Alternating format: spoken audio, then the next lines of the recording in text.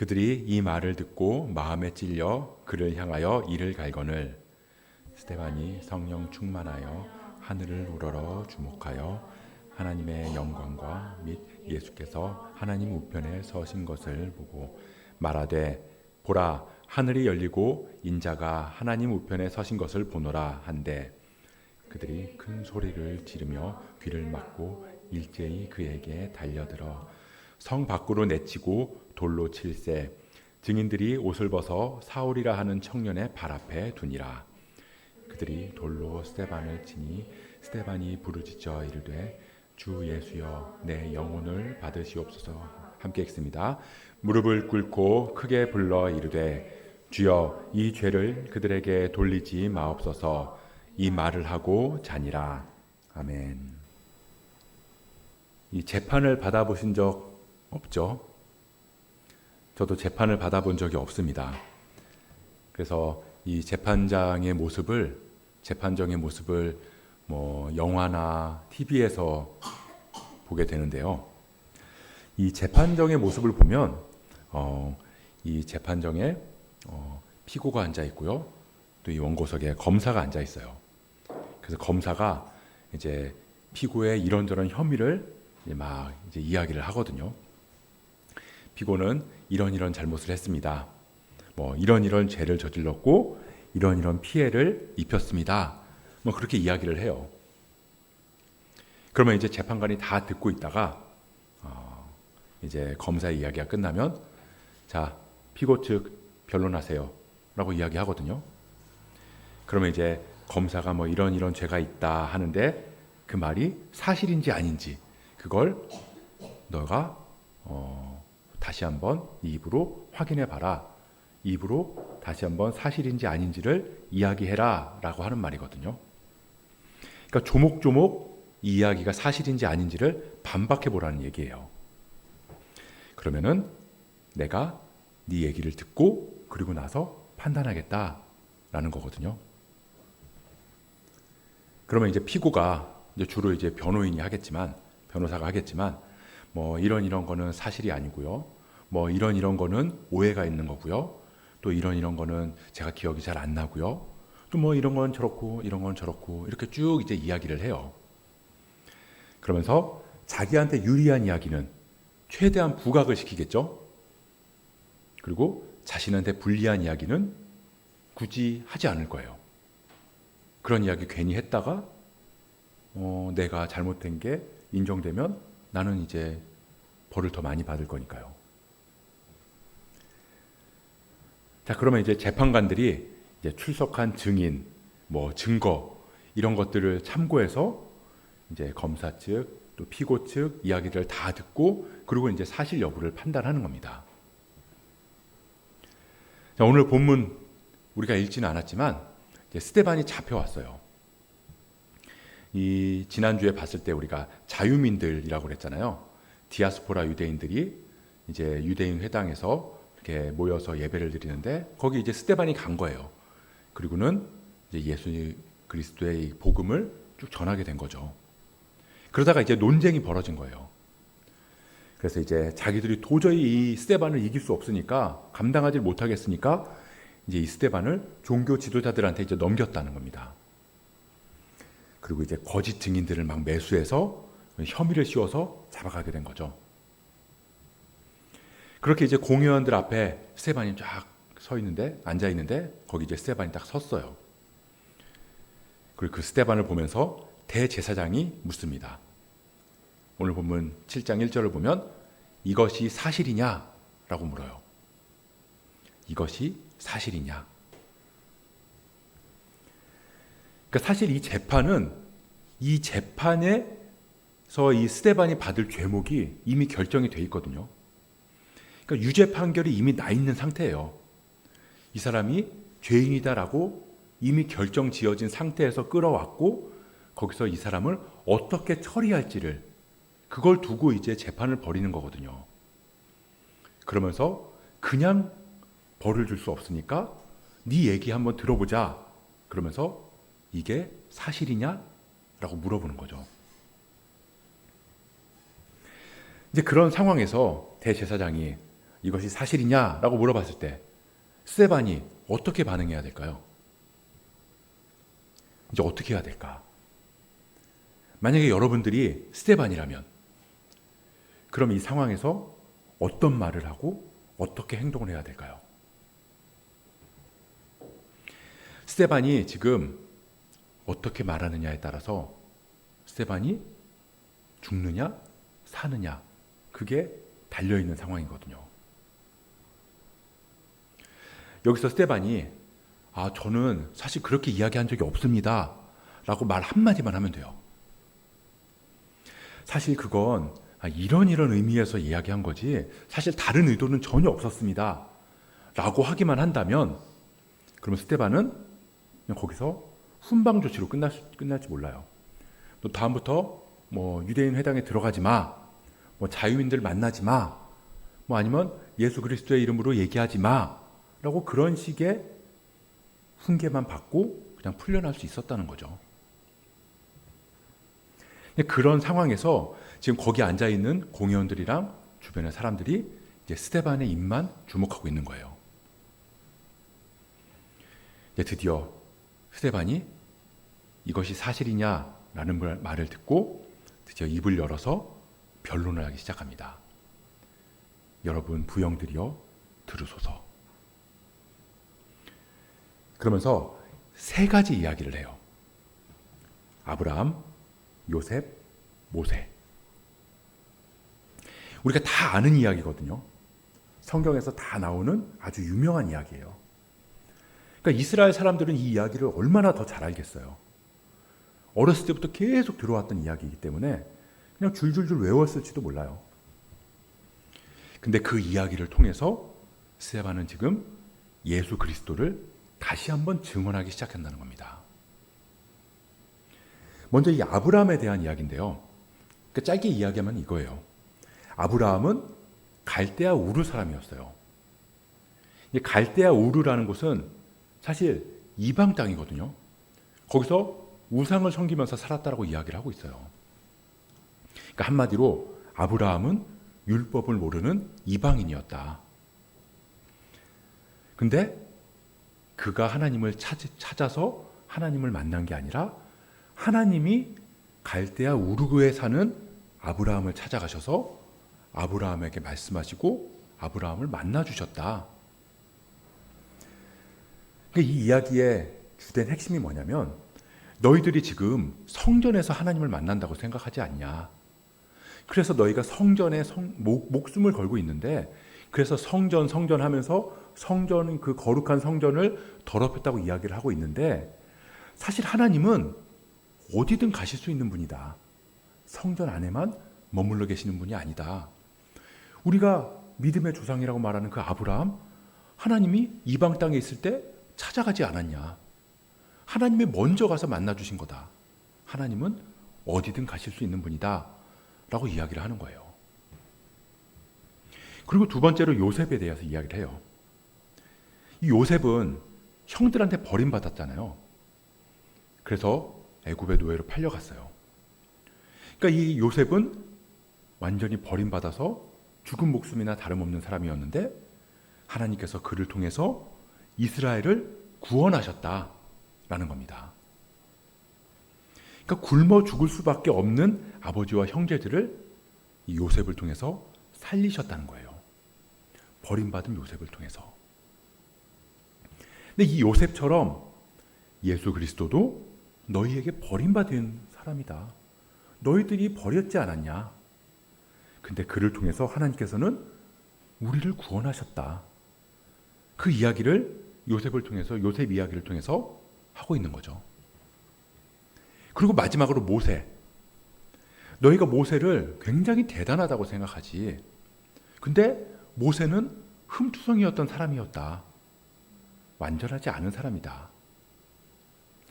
그리고 정작 모세는 뭐라고 이야기했냐면 하나님이 나와 같은 선지자를 세우실 거다라고 이야기를 했다. 우리가 오늘 읽지 않았지만 37절에 보면 스데반이 그 이야기를 해요.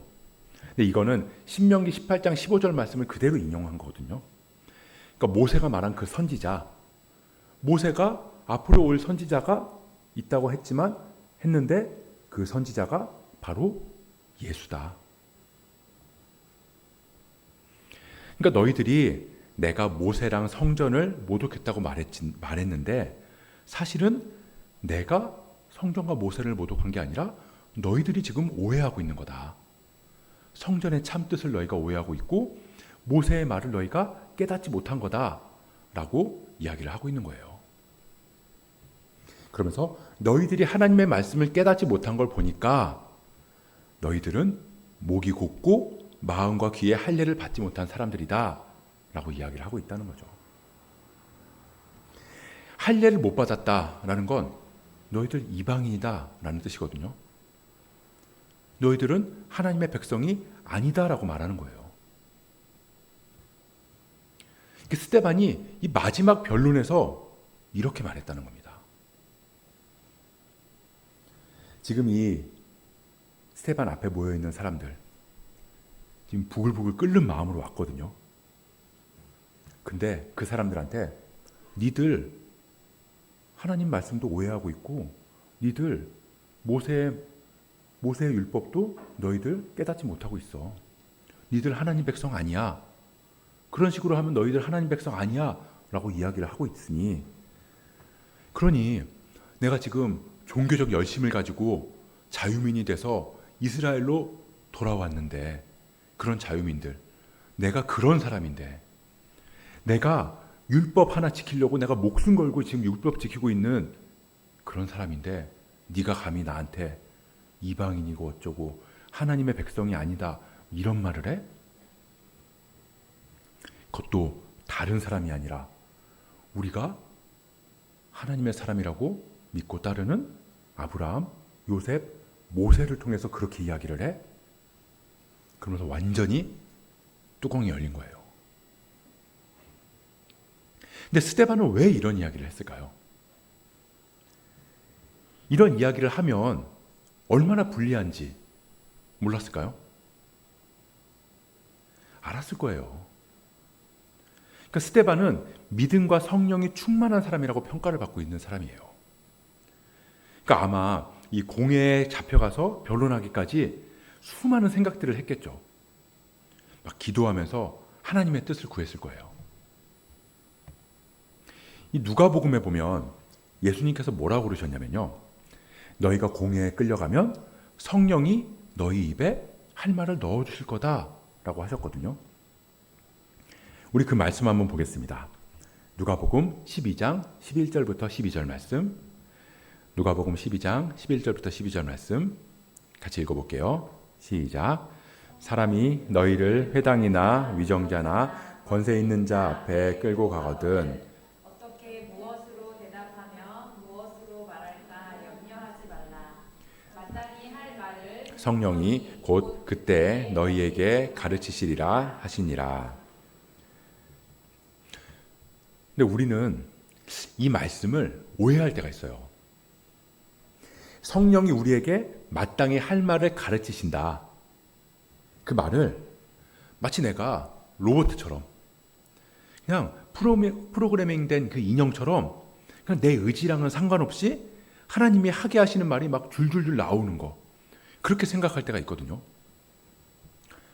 마치 보면 막 무슨 무당이나 무슨 뭐 작두조령 막 이런 사람들이 막 갑자기 뭐 힘들렸다 그래가지고 뭐 자기 몸은 자기인데 자기 안에 뭐 다른 귀신이 들어와서 막 목소리 변해가지고 다른 사람 말처럼 막 이야기하는 거 있잖아요. 그러니까 마치 이런 것처럼 성령님이 내 몸에 들어오셔서 나는 무슨 말 하는지도 모르는데 근데 성령님이 막 살라살라 막 이러면서 막 이렇게 이야기를 하게 하는 것처럼 우리의 입에 할 말을 넣어주신다는 게 꼭 성령님이 내 의지랑은 상관없이 내 입술을 막 움직여서 말을 하게 하시는 것처럼 생각할 때가 있다는 거예요. 근데 만약에 그런 거라면 스데반이 한 말도 이 스데반의 의지랑은 상관없이 한 말이었을 거잖아요. 그러면 스데반이 죽는 건 너무 억울하지 않아요? 나는 무슨 말을 했는지도 모르는데 나는 그저 성령님한테 내 몸을 그냥 맡긴 것뿐인데 정신 차리고 보니까 난 지금 막 돌에 맞고 있어요. 그러면 그것만큼 억울한 게 어디 있겠어요? 이 성령님이 마땅히 할 말을 가르치신다라는 건 그런 게 아닙니다. 이 사도행전 21장에 보면 이 사도 바울이 예루살렘에 가는 이야기가 나오거든요. 거기 보면 이 사도 바울이 예루살렘에 가겠다라고 하니까 제자들이 말려요. 그러면서 그때 거기 뭐라고 기록되어 있냐면 제자들이 성령의 감동으로 예루살렘으로 가지 말라라고 바울한테 권하거든요. 그러니까 성령의 감동으로 성령님이 알려주셨다는 거예요. 그 제자들의 입에 할 말을 넣어서 바울이 예루살렘에 가면 고난을 당할 거다. 그걸 알려주셨다는 거예요. 가면 위험하다고. 근데 그것뿐만 아니라 그러고 나서 며칠 있다가 이 아가보라는 선지자가 이 바울이 메고 있는 이 허리띠를 풀어서 자기 손에 막 묶더니 당신 예루살렘 가면 이렇게 된다고. 당신 예루살렘 가면 붙잡힐 거라고. 갇힐 거라고. 그렇게 이야기를 해요. 그러면서 뭐라고 그러냐면 거기 뭐라고 기록되어 있냐면 성령이 말씀하시되 그렇게 기록되어 있어요. 그러니까 이것도 성령님이 가르쳐 주셨다는 거예요. 그러니까 제자들도 그렇고 아가보도 그렇고 지금 예루살렘에 사도 바울이 가면 고난을 당할 거다. 갇힐 거다. 고통받을 거다. 너 위험하다. 이거 지금 알려주고 있는 건데 근데 사도 바울이 뭐라고 그러냐면 나는 예루살렘에서 죽을 각오가 돼 있다 라고 이야기를 해요. 그러니까 이 제자들이 그 말을 듣고는 주의 뜻대로 이루어질 것입니다 라고 하고는 더 이상 말을 안 한다는 거죠. 우리 사도행전 21장 13절 14절 말씀도 같이 한번 읽어볼게요. 사도행전 21장 13절 14절 말씀 시작. 바울이 대답하되 여러분이 어찌하여 울어 내 마음을 상하게 하느냐. 나는 주 예수의 이름을 위하여 결박당할 뿐 아니라 예루살렘에서 죽을 것도 각오하였노라 하니 그가 권함을 받지 아니하므로 우리가 주의 뜻대로 이루어지이다 하고 그쳤노라. 이 성령이 우리에게 할 말을 가르쳐 주신다는 건 이 위기를 모면할 지혜랑 꾀를 주신다는 말이 아니에요. 이 순간을 넘길 재치를 주신다는 것도 아닙니다. 그러니까 우리가 하나님의 뜻을 구하고 그 뜻에 따르기로 결단하면 우리 입술에 담대함을 허락하신다는 거예요. 이 사도 바울처럼 스데반도 자기가 지금 이런 말을 하는 게 어떤 결과를 초래하게 될지 잘 알았다는 거죠. 그러니까 스데반은 지혜와 성령이 충만한 사람이라고 평가받고 있다고 그랬잖아요. 그러니까 이 위기를 벗어나려면 어떻게 말해야 할지도 잘 알았다는 거죠. 하지만 스데반은 결단했다. 어떤 결단? 죽기로 결단했다. 역시나 그 결단이 끝나자마자 스데반의 이야기가 끝나자마자 어떤 일이 생겼냐면 54절 보니까 그들이 이 말을 듣고 마음에 찔려 그를 향하여 이를 갈거늘 이를 갈았다. 분노했다. 스데반은 완전 끝이다. 그러니까 죽기로 결정했기 때문에 결국에는 죽음이 임하게 된 거예요. 우리가 주님을 위해서 살겠다. 주님 뜻대로 살겠다. 그러면 하나님이 그 마음이 너무 이뻐서 그냥 꽃길을 쭉 열어주실 것 같지만 하지만 하나님은 그렇지 않을 때가 많다는 거예요. 오히려 어렵고 고통스러운 길이 될 수 있을 확률이 더 높다는 겁니다. 하나님이 기뻐하시는 대로 살기로 결단하면 현실의 삶은 더 괴로울 수 있다는 거예요. 하지만 하나님은 그 결정이 옳다라고 확증해 주시고 영광스럽게 받아주실 줄 믿습니다. 이 스데반도 그렇게 결단하고 복음을 전하고 나니까 하나님께서 하늘문을 여시고 하나님의 영광을 보여주셨어요. 자, 이제 사람들이 참지 못하고 스데반을 돌로 쳐서 죽이기 시작하는데요. 우리가 이 성경에서 돌로 쳐서 죽인다는 이야기가 가끔 나오잖아요. 그 이제 우리가 어떤 생각을 하냐면 이렇게 사람을 쭉 가운데 앉혀놓거나 이렇게 가운데 놓고 그냥 돌멩이 하나씩 들어서 돌멩이를 던지는 걸로 생각을 할 때가 있어요.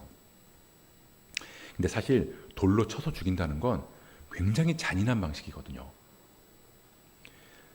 이 유대의 랍비 문헌 중에 미시나라는 게 있거든요. 근데 거기 보면 이 율법을 어긴 사람을 돌로 쳐서 죽이는 방법에 대해서 나와 있어요. 여기 보면 말씀에 이 증인들이 자기 겉옷을 벗어서 사도 바울 발 앞에 내려놨다고 그랬잖아요. 그러니까 이 돌멩이를 멀리서 던지는 거면 자기 옷을 굳이 벗어서 거기다 놓을 필요가 없거든요. 이 돌로 쳐서 죽인다는 건 이런 거예요. 이 앞에 죄인이 있으면 증인들이 있잖아요. 이제 첫 번째 증인이 나와요. 그래서 이 첫 번째 증인이 이 사람 머리를 잡고 큰 돌로 머리를 찍어 누릅니다. 그럼 안 죽잖아요. 그럼 두 번째 증인이 나와서 큰 돌을 가지고 가슴팍을 찍어요. 그래도 안 죽으면 군중들이 삥 둘러있는 군중들이 돌멩이를 들고 죽을 때까지 던지는 겁니다. 거기 그 미시나에 보면 빠르고 확실한 사망을 위해서 큰 돌을 사용했다라고 기록을 하고 있어요.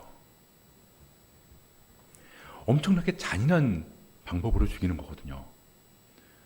그러니까 이 방법을 사용해서 죽음을 당한다는 걸 스데반도 알았다는 거예요.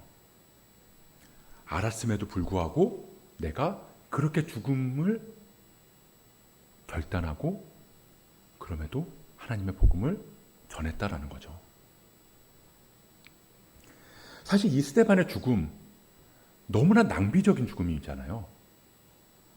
어차피 지금 종교 지도자들, 제사장, 서기관 이 사람들한테 아무리 백날 복음을 이야기해봐야 당장 바뀔 것 같지 않거든요. 그러면 굳이 그런 얘기 안 하고 그냥 지혜롭게 잘 빠져나와서 더 큰 일로 하나님께 영광을 돌릴 수 있잖아요. 그렇게 생각하는 사람들 분명히 있었을 거라는 겁니다. 그 스데반이 죽었어요. 근데 그 죽음으로 인해서 무슨 일이 일어났냐면 우리가 다음 주에 보겠지만 8장 1절을 보면 그날에 예루살렘에 있는 교회에 큰 박해가 있어 사도 외에는 다 유다와 사마리아와 모든 땅으로 흩어지니라. 그리고 8장 3절에도 보면 수많은 사람들이 감옥에 갇혔다라고 기록하고 있어요. 자, 스데반이 순교했잖아요. 이제 순교했으면 이제부터는 이 찬란한 영광이 펼쳐져야 되는데 근데 오히려 스데반의 죽음으로 인해서 여러 사람들한테 민폐가 가는 거예요. 갑자기 막 박해가 시작되고요. 막 흩어져서 쫓겨나게 되고요. 갑자기 막 사람들이 들이닥쳐서 붙잡아서 감옥에 가두기도 해요. 박해, 흩어짐, 옥에 갇히고. 하지만 그 일로 인해서 예수님께서 말씀하신 예루살렘과 온 유대와 사마리아와 땅끝까지 이르러서 내 증인이 되리라 라고 하신 말씀이 이루어지는 도화선이 됐다는 걸 우리는 알게 됩니다.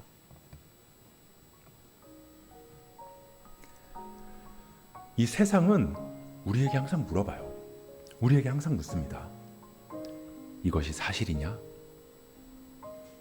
이것이 사실이냐? 사실이냐 아니냐? 물론 중요하죠. 하지만 우리의 결정은 이것이 사실이냐 아니냐보다 이것이 하나님의 뜻이냐 아니냐여야 한다는 겁니다. 예루살렘에 가면 반드시 잡혀서 고통당하게 될 거다. 그게 사실이다. 하지만 나는 주 예수의 이름으로 죽을 각오를 했노라. 내가 그리스도인으로 살아가면 힘들고 어려운 게 사실이다. 손해볼 거 뻔하고 마음 아플 거 뻔하고 우라통 터질 거 뻔하고 답답할 게 뻔하다. 그거 확실하다. 그게 사실이다. 예수님께서 사람들 미워하지 말라고 그러셨잖아요. 그러면 예수님의 말씀대로 따라 살아가려면 내가 미워하는 마음이 드는데 미워하지 말아야 돼요. 그러면 이 마음을 억누르는데 고통스럽다는 거죠. 양보하라고 하셨어요. 나는 정말 양보하고 싶지 않은데 이 말씀대로 살아가려면 양보하려니까 내 마음에는 억울한 생각도 들고, 예수님께서 오른뺨 맞으면 왼뺨 둘러대라고 하는데 나 그러면 아픈 것도 참아야 되고, 겉옷을 빼앗으면 속옷까지 내주라고 하셨으니까 내가 그 말씀대로 따라 살아가려면 나는 손해도 보고 그렇게 나에게는 안 좋은 일들이 일어날 수도 있다는 겁니다. 예수님을 따라 살아간다는 거, 우리가 그리스도인으로 살아간다는 건 그런 손해와 고통과 아픔과 억울함 다 감수하겠다는 거예요. 사실은 그게 아니거든요. 사실은 미운 마음이 들면 미워할 수 있어요. 안 좋은 마음이 있으면 싫어할 수 있고, 내 거 손해보지 않고 내 거 내가 챙기는 거, 그게 더 현명하고 그게 사실이에요. 세상에서 말하는 사실은 그런 겁니다. 하지만 우리는 사실이 아니라 그리스도의 뜻을 따르는 사람이기 때문에 그리스도의 뜻대로, 그것이 사실이든 아니든 하나님께서 말씀하시고 주님께서 걸어가신 길이라면 우리는 그 길을 따라갈 각오를 하고 그 길을 결단하면서 나가는 거죠. 상황이 더 안 좋아질 수 있다는 거예요. 하지만 하나님은 그런 우리의 결단과 헌신을 사용하셔서 하나님의 뜻을 이루어 가신다는 겁니다. 하늘의 문을 열고 하나님의 영광을 보게 하신다는 거예요. 스데반이 순교했어요. 순교는 죽는 거잖아요. 사실 우리는 그리스도인이면 날마다 죽기로 결단한 사람들이라는 거예요. 날마다 십자가에 우리를 못 박으면서 죽는 거죠. 그러니까 우리는 사실 날마다 순교하는 사람들이라는 겁니다. 그리고 날마다 하나님의 영광을 보면서 살아가는 사람들이라는 거예요. 그 기쁨이 우리 삶에 가득한 것, 그게 그리스도인의 삶입니다. 그 하나님의 영광을 바라보며 하나님과 함께 동행하는 그런 기쁨이 우리 삶에 가득하기를 축복합니다. 이것이 사실이냐 아니냐보다 그러니까 주님을 향한 나의 사랑이 사실이냐 아니냐, 그걸 기준으로 결단하고 순종하며 살아가는 저와 여러분 되시길 주님의 이름으로 축복합니다.